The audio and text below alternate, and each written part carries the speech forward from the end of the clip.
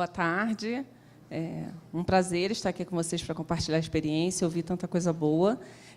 Quero só dizer que eu sou Norma, sou psicóloga e represento duas colegas de trabalho que levaram esse trabalho firmemente comprometidas. Uma é a Milena, que hoje está fazendo doutorado em Coimbra, por isso não está aqui, e a Linda, que está no Rio, não veio porque ela tem 2 bebês, de 3 e de 1 ano. E aí fica difícil ficar 3 dias em Brasília.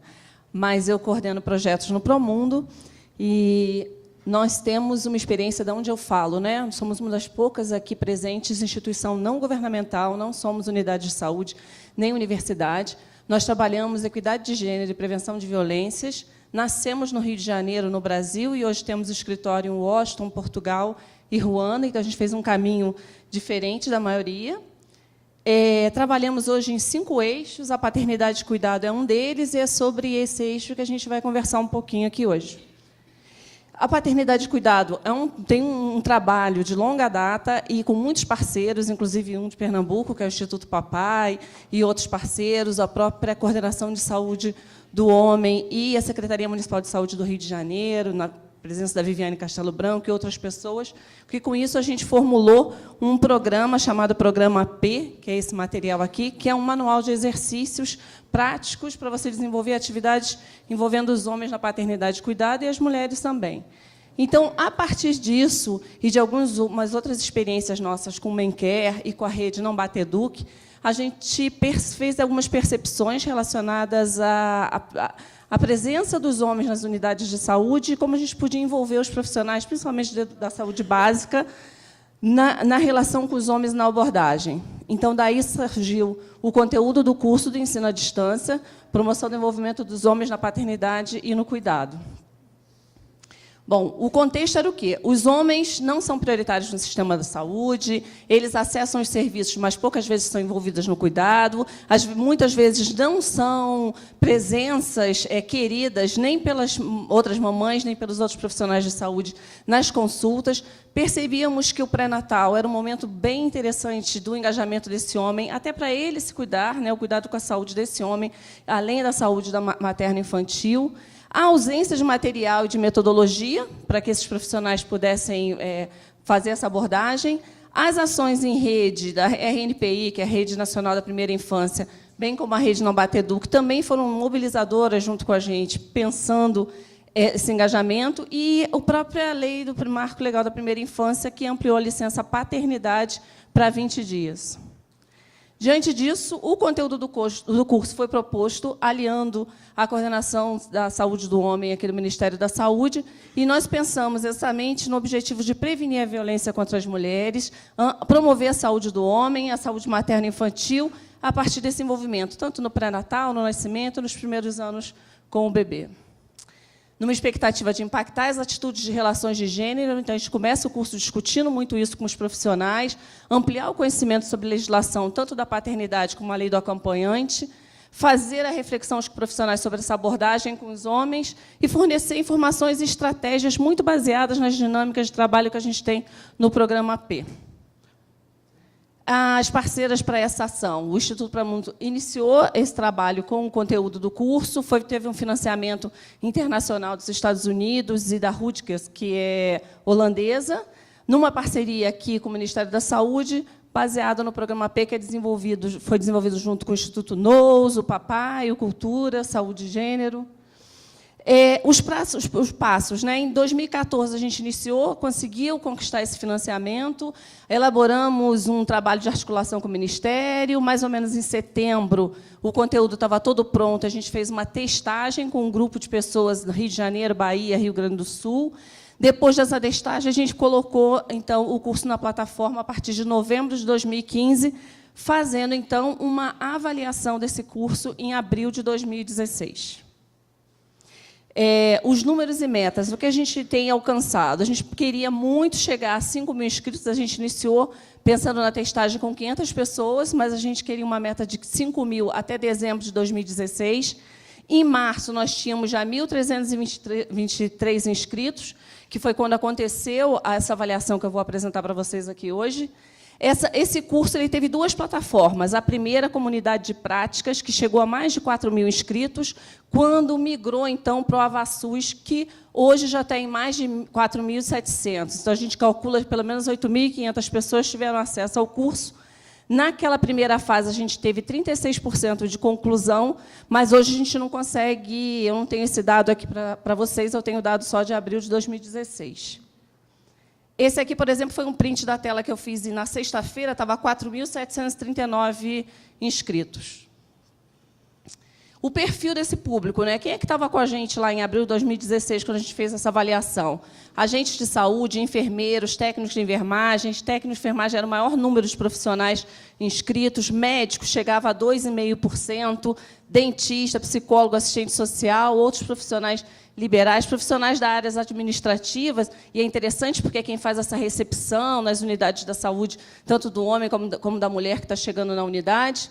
E a gente tem um grupo muito interessante, que a gente vai falar daqui a pouco deles, que são os pais, homens, futuros papais, fazendo o curso também. E vamos entender por quê daqui a pouco.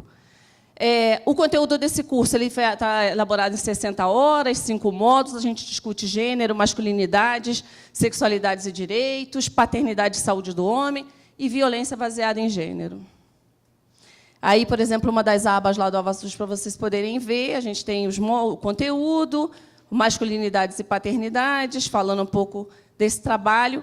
Aqui, por exemplo, uma das aulas que eu coloquei ali, o cuidado e masculinidade são opostos. O que a gente vai trabalhar, né? O que está pensado para esses homens hoje, né? Os homens podem exercer essa masculinidade, essa afetividade, essa paternidade, esse cuidado? Com quem está essa relação? Em que peso, em que medida a gente pensa isso quando a gente pensa gênero, quando a gente pensa sociedade, quando a gente pensa violência, junto com esses textos? Todo o trabalho dos módulos ele é indicado livro, filme, outros textos, outras organizações, como, por exemplo, o Papaizinho Vírgula, o For Dead, outros sites e blogs que hoje falam bastante dessa masculinidade afetiva, esse cuidado com crianças, principalmente na primeira infância.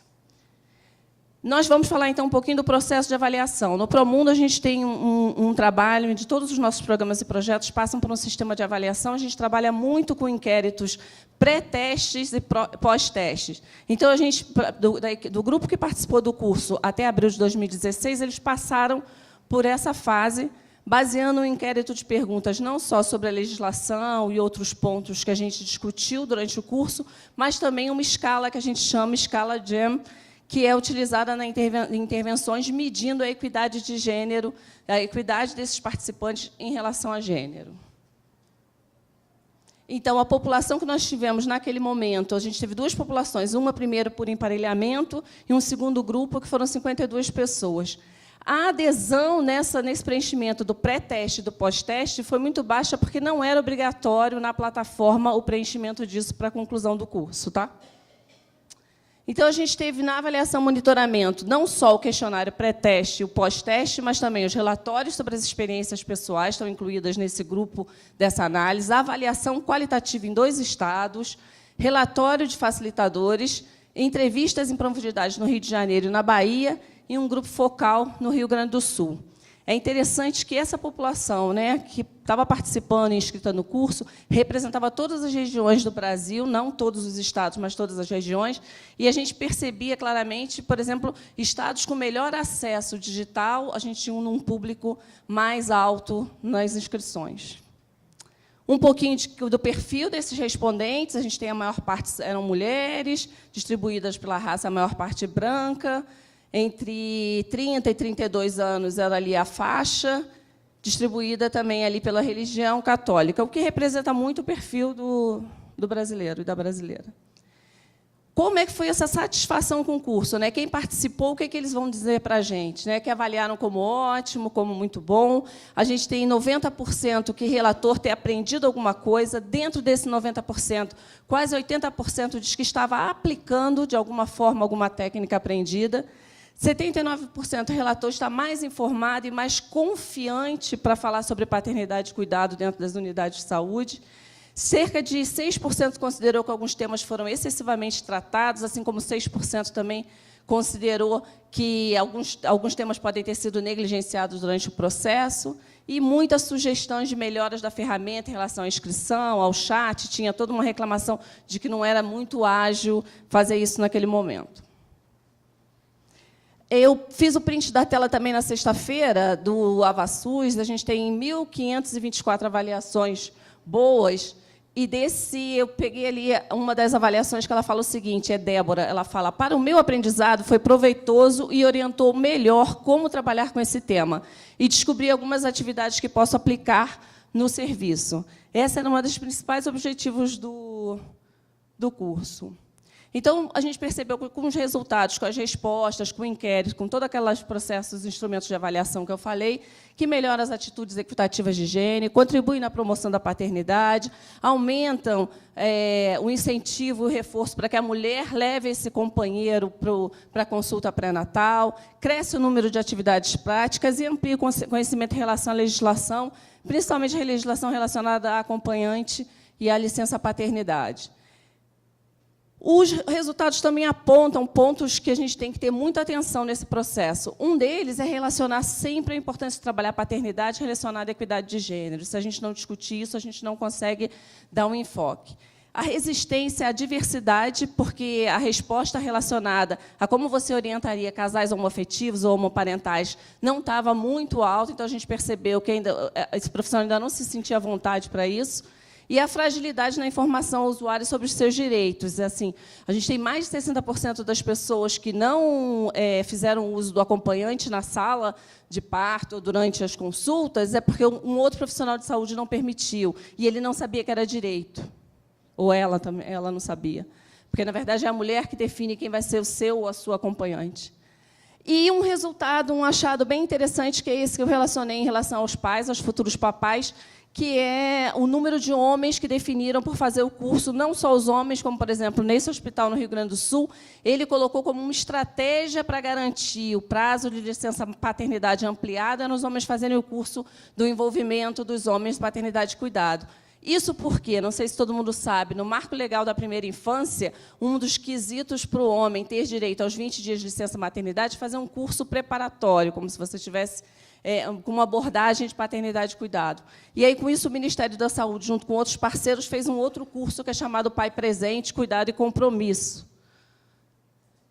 Das lições aprendidas, garantir que a sustentabilidade da proposta envolve o Ministério da Saúde e todos os outros parceiros locais relacionados à saúde, fazer uso das tecnologias, sim, mas deixar um espaço de troca de aprendizagem e se possível, alguns encontros presenciais garantem essa troca de experiência que foi tão rica durante o processo. A avaliação deve fazer uma análise não só do conhecimento adquirido, mas também dessa proposta de aplicação do conhecimento. E o curso é uma oportunidade para a gente ter aí um canal aberto de monitoramento e entender e manter a paternidade como um tema relevante em alta no Brasil. A disseminação, a gente fez isso em encontros internacionais, parceiros também, Ministério da Saúde e outros parceiros também divulgaram esse curso, a ampliação do debate relacionado à lei, e nós apresentamos essa plataforma no relatório da situação de paternidade no Brasil de 2016, e vamos apresentar em 2018, e nos Estados Unidos ela foi apresentada em 2017. A replicabilidade é uma ferramenta fácil, está no AvaSUS, gratuita, todos os profissionais trabalham com vocês, quem quiser pode acessar e começar a fazer. Ele já foi planejado com um modelo de baixo custo, e a gente tem uma perspectiva de sempre adaptá-lo para um formato presencial, isso já aconteceu em outros 2 espaços. Bom, no mais, a gente percebe a potencialidade do curso de transformar esses agentes em disseminadores de uma prática de paternidade e cuidado, e o curso comprovou ser essa ferramenta útil, e eu fico disponível aqui para conversar com vocês, para quem quiser saber mais. Vou deixar aqui o programa P para o Ministério da Saúde e para as universidades, eu tenho 3 volumes, mas quero dizer que ele está fácil, você baixa na aba lá do site do Promundo, no Recursos, todas as nossas metodologias estão disponíveis e vocês podem baixar à vontade. E deixo para todo mundo esse material que fala de 10 passos para envolver o homem com a paternidade. Obrigada, gente.